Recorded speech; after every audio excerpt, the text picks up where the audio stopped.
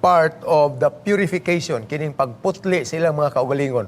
Kung natong mabasa din ha sa versikulo 30 ni Nehemias kapitulo 12, nagkanayon ang versikulo mga igsoon og ang mga pare og ang mga libihanon nagputli sa ilang mga kaugalingon og ilang giputli usab ang katawhan, ang mga ganghaan maingon man ang mga paril. So basically tanan gyud nga part of Jerusalem mga kaigsuonan, ang tibuok nga katilingban was making purification process mga igsoon. Kini siya nga matang sa pagputli silang kaugalingon, lahi ni siya sa giingon nga purification from sin. Kung dili mga kaigsuonan, it was cleansing themselves from evil.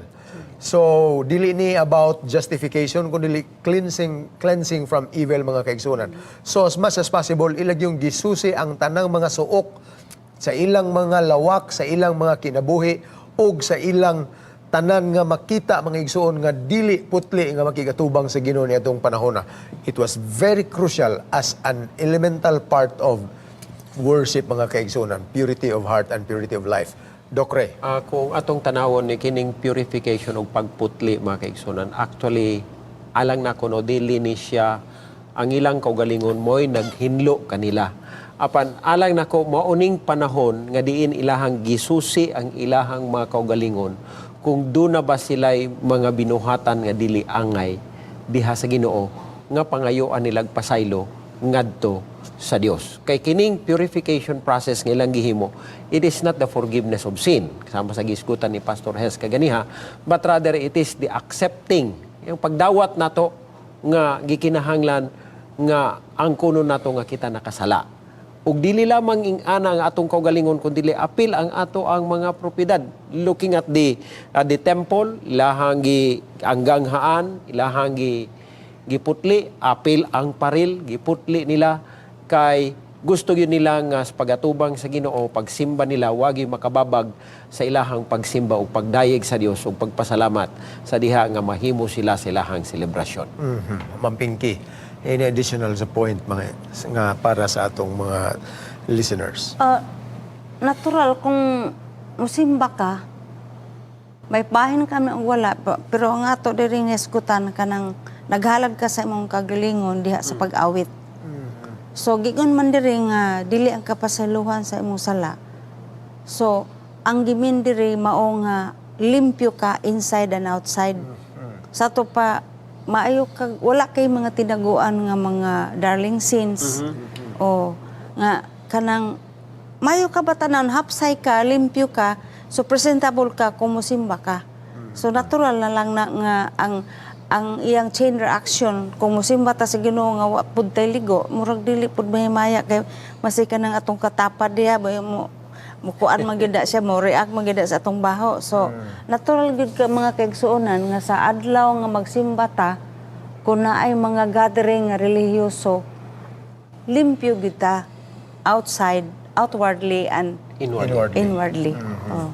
Yeah, kung atong tanawon po ning ilahang panghitabo kaniadto mga kaigsoon, it was very ceremonial ang ilahang purification process mga igsoon. Kaya naman posible ilan na itong gisilhigan pag-ayo ang ilang mga paril kay naman gina mga debris during the construction mga igsoon. So naay katong nabilin nga mga tipak-tipak sa mga bato, ila tong ipadaplin, gisilhigan tong mga abog-abog.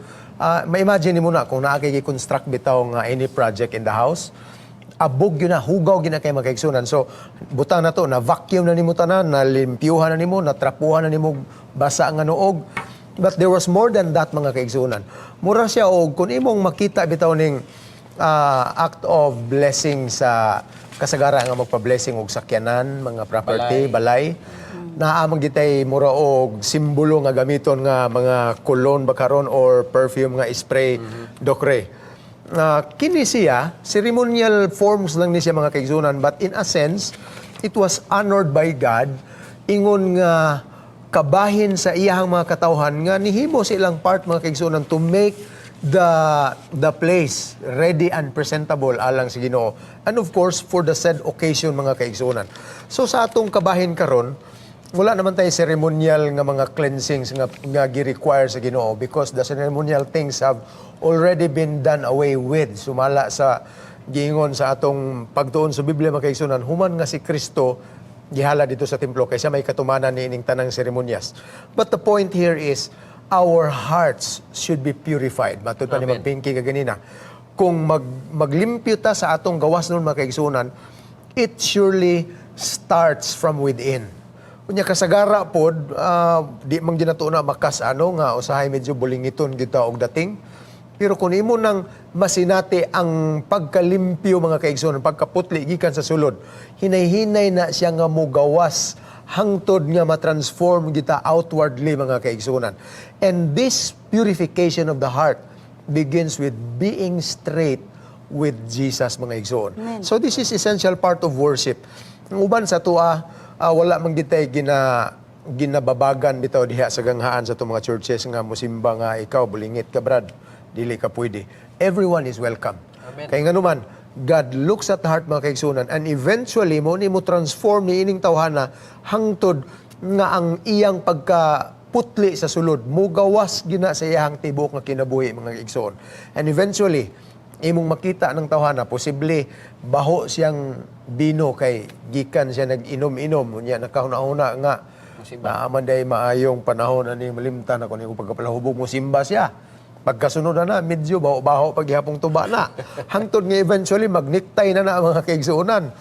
Magwali na mukanta na humot na siya because the transformation begins from within. That's purification process in a very simple sense mga kaigsuonan. Doc Ray. Kung atong tanawon ang atong leksyon nag-ingon dinhi nga kano ang mga maong seremonya nga ilahang gihimo is eventually ingon pa niya dinhi, it was to lead people into a saving relationship with their covenant with God.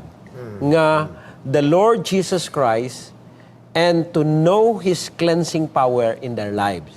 So Amen. diha mga kaigsuonan nga tama tong ingon ni Pastor Hes kaganiha nga tingali ang una niyang pag-adto diha baho-baho pa siya bino pero in the long run sa diha nga naka-establish siya a saving relationship sa kang Kristo na usab ang iyahang kinabuhi, na usab ang iyahang batasan ug nahimo siyang galamiton sa ato nga Ginoo. Ako ko'y kadugang na, Pastor.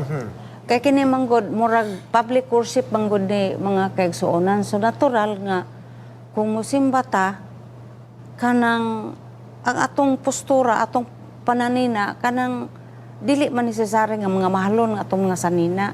Basta kay limpyo o niya angayan. Muna nga, sa ato ganing eskwelahan o mga ubang mga simbahan ay gitawag og dress code. O kay musimba ka dito nga, dili kaayo ligdong ang imong barog, mahimo kang kapandulan. Bisan pa sa atong worship sa balay. Dili ta magsalig, gagikan ta sa katre, nga Bakod lang ka. mubakod ka, diretso ka ambak nga, nakapurol ra ka, diretso ka dito ampo. Ikaw na lang magamit sa imong gitawag og common sense nga maayo ba ka ning of course kung gikan ka magkupo gud pug ka no di ba Exactly. kay kung mo adto ka worship nga tinan nimong murag kagutay-gutay ba looy pug kayo so murag walay sana pagkabalaan kay mao gud ang panahon nga atubang ka sa Ginoo. Appropriateness. Gani ang ubang mga tao nga conservative mga kaigsuonan, di gina sila gusto nga maghukas-hukas kay na ang Ginoo nagtan-aw sa ilaha. And the appropriateness mga kaigsuonan. Gani we commend akong nadunggan bag-o lang mga kaigsuonan no nga ang ZPM naghimo sila og ilahang internal agreement sa tanang mga workers nga bawal gyud nga mugawas sila diha sa publiko nga malupigan sila kauran sa mga kaigsuonan ng ilang gisuot. So dili gina pwede. Ug naay ma-report niya nana i-reprimand gid sa mga kaigsuonan. And that's appropriateness of attire mga igsuon kay dili pod maayo nga naata atubangan sa pagsimba mga kaigsuonan nga ang imuhang attire dili pang simba, pang merkado ra. Labaw pa kung pastor. Yeah, exactly. Or layman.